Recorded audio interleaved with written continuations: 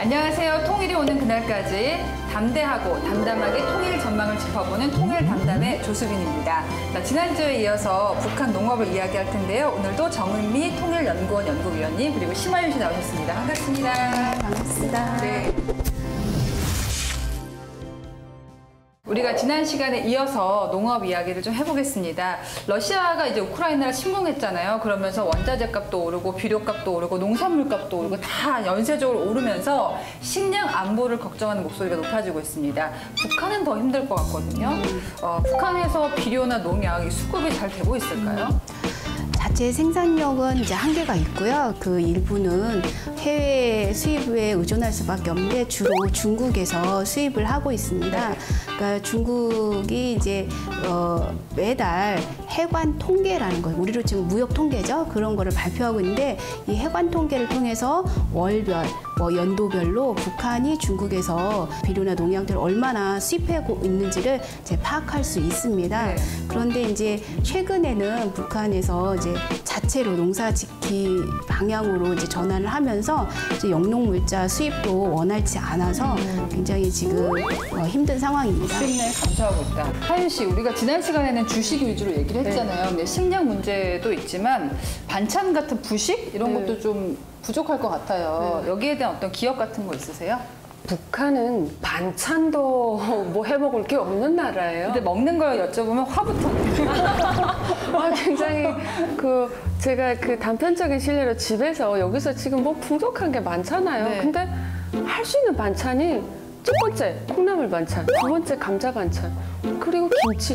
딱히 뭐 생각나는 게 없어요. 그래서 남편이 하는 얘기가 야, 좀 제발 식단 좀 어떻게 해봐라 라는데 제가 생각을 해보니까 어린 시절에 제대로 반찬을 여러 가지를 먹어본 경험이 없기 때문에 제가 그런 반찬밖에 챙겨낼 수 없더라는 거예요. 그러니까 순간적으로 생각하는 메뉴가. 북한도 채소를 재배하긴 하잖아요. 네. 어떻게 합니까? 그러니까 일반적으로는 이제 협동 농장에 작업반 1개 정도는 이제 그 채소를 생산하는 작업반이 있습니다. 그리고 또 각 농촌 가구에서 텃밭이나 이런 데서 이제 채소들을 생산해내는데 네. 이제 이게 겨울에는 이제 북한이 겨울이 길잖아요. 그러니까 또 전기도 부족하고 뭐 이러니까 김치를 먹는 것으로 채소 섭취를 대신하는 네. 그게 이제 전부인데 이제 아마 이제 김정은 정권에 들어서 이 문제가 이 부식물 문제를 해결하는 게 좀 굉장히 큰 과제로 된 것 같아요. 네. 그래서 마을 수준의 이제 대형 온실 농장을 이제 만들어가기 시작합니다. 네. 이제 2018년부터 이제 만들기 시작했는데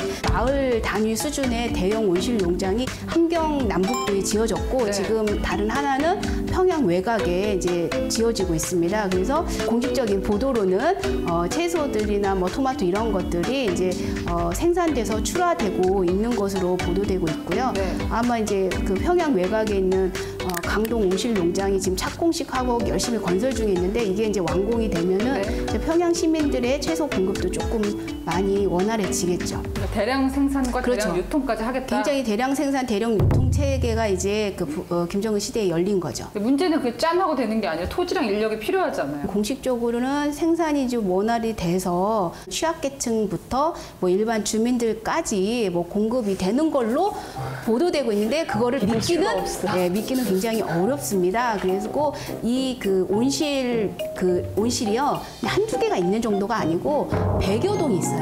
그 100여 동이 전부 다 거기가 생산이 정상적으로 이루어져서 많은 양의 채소들이 출하될 것으로는 판단되지 않습니다. 재밌는 게 북한이 이제 제가 큰 온실 농장이 3개가 만들어졌다고 했잖아요. 그게 그 이전에 그 땅이 비행장이었어요.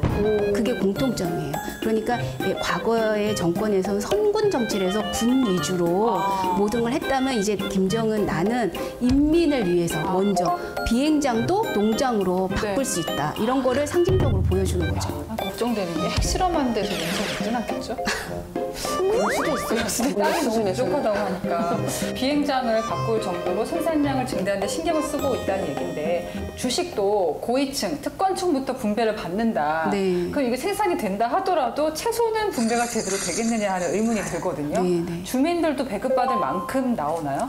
그럴 것 같지는 않고요. 이제 마찬가지입니다. 북한에서 그 자원 배분의 우선순위는 어느 자원이든지 다 똑같습니다. 특권층, 핵심 계층 위주로 이제 그 채소도 공급이 될 거고, 김정은 정권에서 육아 정책을 굉장히 당의 중요한 정책으로 내세우고 있기 때문에 네. 좀 그런 쪽으로는 좀 신경을 쓸 것 같습니다. 그렇습니다. 우리 하윤 씨 이렇게 농촌에 가보면요, 우리 지붕 같은 게 파랗게 되어 있잖아요. 네. 그런 데들 있잖아요. 요새는 그것도 많이 줄어들었는데 이거 언제 바뀐 건지 아세요?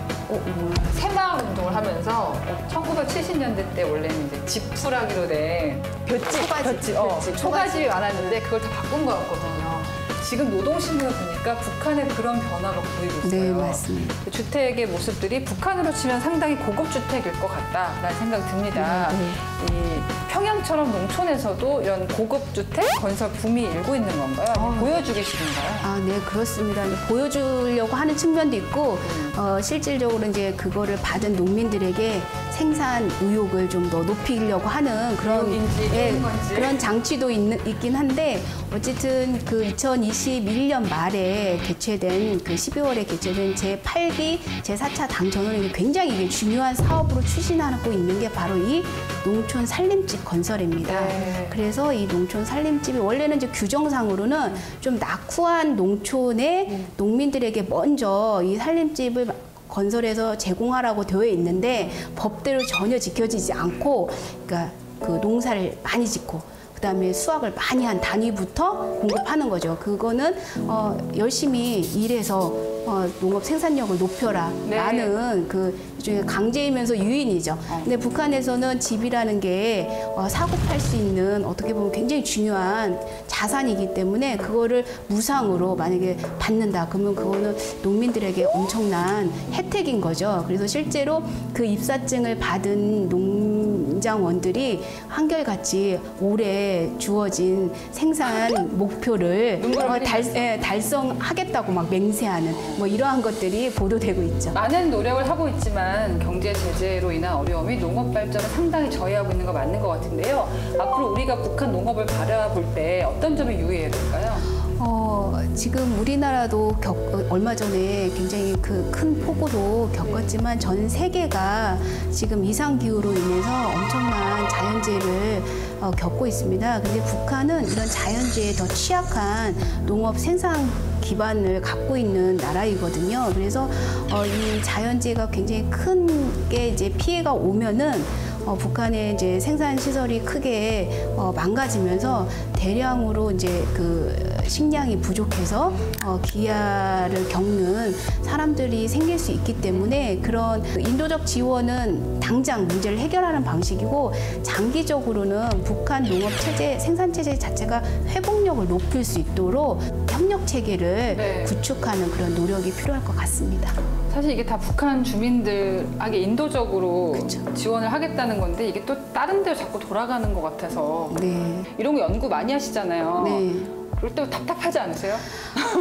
저 쉬운 길이 있는데 너무 어려운 길을 가는 것 같아서 그게 마음이 좀 안 좋은데 근데 그들은 항상 체제를 유지하는 거 밀가루도 외국에서 수입하는 게 훨씬 싸거든요. 그런데 그렇게 의존하면 어느 순간 관계가 안 좋아지면 이게 중단이 되면 그냥 죽잖아요. 체제를 유지할 수 없기 때문에 그러면 우리가 밀보리 농사도 이제 온도 상승으로 잘 되는데 그러면 농사를 우리가 하지 뭐 이렇게. 네, 그러니까 이제 또 밀을 가공할 수 있는 생산 시설이 필요하잖아요. 그러니까 이제 그런 것도 또 새로 장만하고 또 옛날에는 된장, 고추장 같은 거, 간장 같은 거를 이 다른 작물로 했다면 이제는 이제 밀 가지고 간장 만드는 법, 된장 만드는 법을 이제 기술 강습을 전국적으로 조직해서 진행하고 있고 이런 것들이 계속 뒤따라가는 거죠. 자, 북한의 농업을 통해서 우리가 남북 관계에서 알아야 할 다양한 정보까지 알아볼 수 있는 시간이었습니다. 연구위원님 함께 해보시니까 어떠셨어요? 재밌는 시간이었습니다. 예, 좀 제가 도움이 되었으면 좋겠네요. 하윤 씨는요? 저도 재밌는 경험이었어요. 자꾸 배고플 때 얘기 들은 것 같아요. 짜증난 짜증난 것 같아요. 아니 그 북한 주민이 가난한 거에 대한 지금의 상황이 나아지지 않아서 그 안타까움이 저는 항상 있는 것 같아요. 그래서 그 짜증을 살짝 내면서 얘기했던 것 같아요. 그 생각해보니. 자, 저희가 더 알찬 정보로 또 찾아오도록 하겠습니다. 통일 감사합니다.